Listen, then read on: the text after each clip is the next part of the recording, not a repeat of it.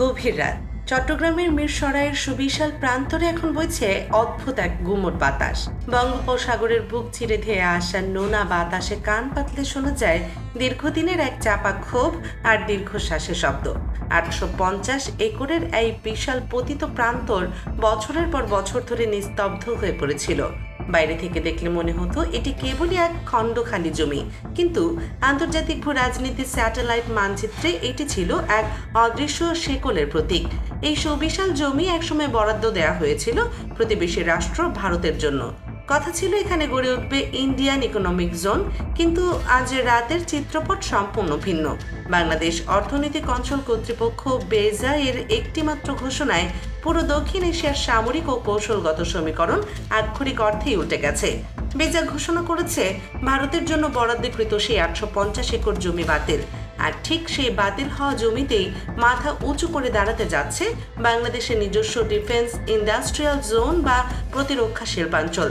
নয়াদিল্লির নাকের ডগায় বঙ্গোপসাগরের অত্যন্ত কৌশলগত মোহনায় বাংলাদেশের এই সামরিক উত্থান কেবল একটি কারখানা নয়, এটি হলো পরাধীনতার শেকল ভেঙে বেরিয়ে আসার চূড়ান্ত এক গগন বিদারী হুঙ্কার।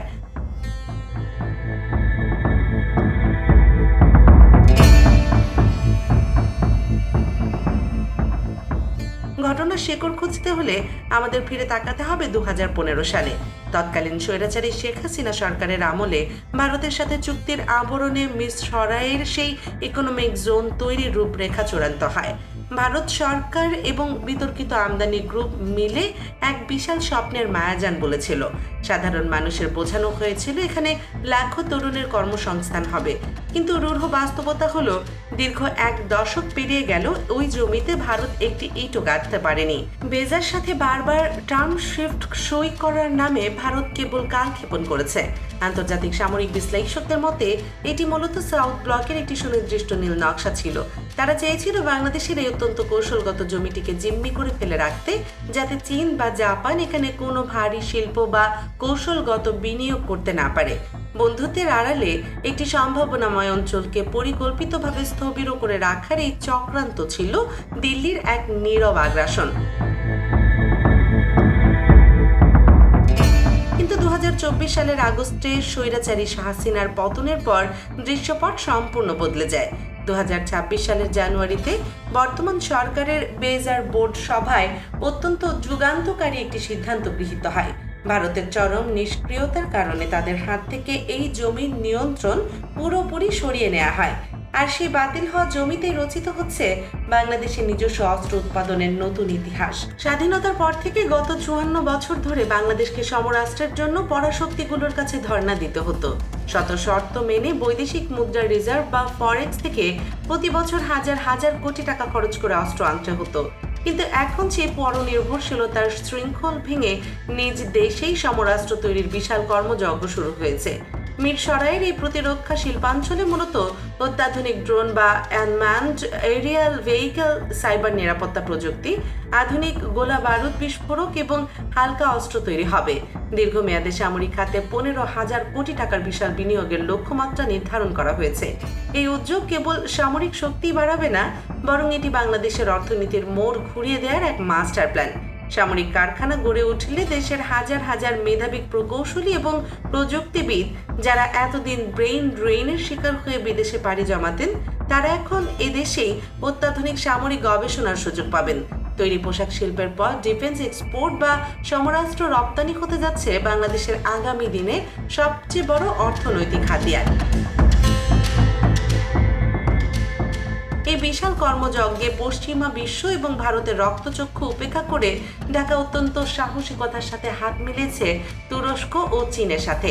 বিডার নির্বাহী চেয়ারম্যান সম্প্রতি তুরস্ক সফর করে তাদের সরকারি অস্ত্র কোম্পানি এমকে এর সাথে যৌথ প্রতিরক্ষা কমপ্লেক্স নির্মাণের বিষয়ে আলোচনা করেছেন। তুরস্কের বিশ্বখ্যাত বাইরাক্তার সিরিজের মতো ড্রোনগুলোর প্রযুক্তি হস্তান্তরের বিষয়টিও এই চুক্তির মূল আকর্ষণ।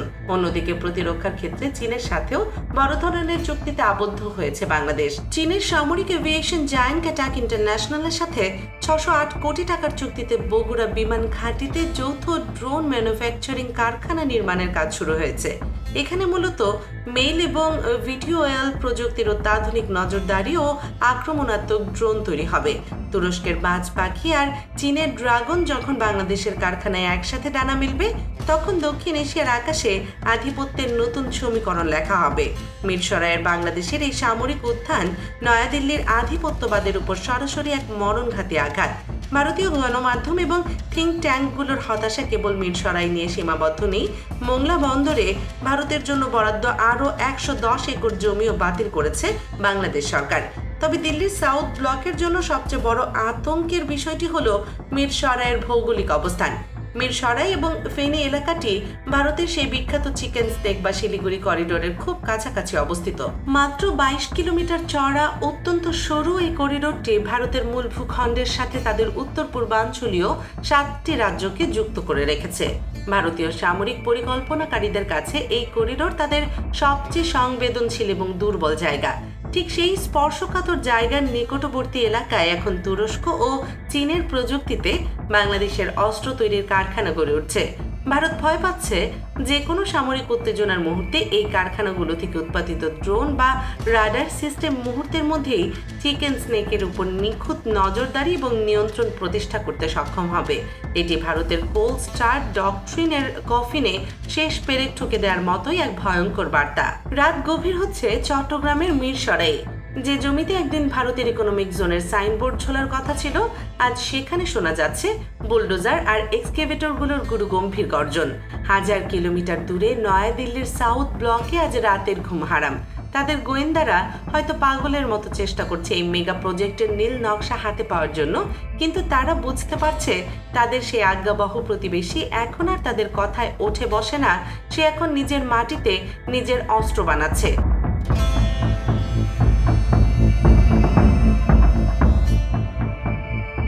খুব শীঘ্রই এই কারখানার চিমনি থেকে যখন ধোঁয়া উঠবে এবং প্রথম ড্রোনটির ডানা মিলে আকাশের বুক চিরবে, তখন শিলিগুড়ি করিডোর থেকে শুরু করে বঙ্গোপসাগর পর্যন্ত সবাই বুঝতে পারবে দক্ষিণ এশিয়ার নতুন এক অপ্রতিরোধ্য সামরিক পরাশক্তির জন্ম হয়ে গেছে। সাসপেন্স এখন তুঙ্গে। অপেক্ষা কেবল সেই দিনের যেদিন মিরসরাইয়ের বুক থেকে উৎপত্ত বারুদ আর ইস্পাত বিশ্বের বুকে বাংলাদেশের নাম খোদাই করে দেবে। দর্শক, মিরসরাই ভারতের ইকোনমিক জোন বাতিল করে বাংলাদেশের এই নিজস্ব ডিফেন্স জোন তৈরির মাস্টার প্ল্যানকে আপনি কিভাবে দেখছেন? আপনার অত্যন্ত সুচিন্তিত মতামত আমাদের কমেন্ট বক্সে জানিয়ে দিন। ভিডিওটি ভালো লাগলে একটি লাইক দিন এবং আন্তর্জাতিক ভূ রাজনীতি ও মিলিটারি মিস্ট্রির এমন সব এক্সক্লুসিভ মেগা ডকুমেন্টারি সবার আগে পেতে দেশ নিউজ 24 চ্যানেলটি এখনই সাবস্ক্রাইব করে বেল আইকনটি বাজিয়ে রাখুন। আল্লাহ হাফেজ।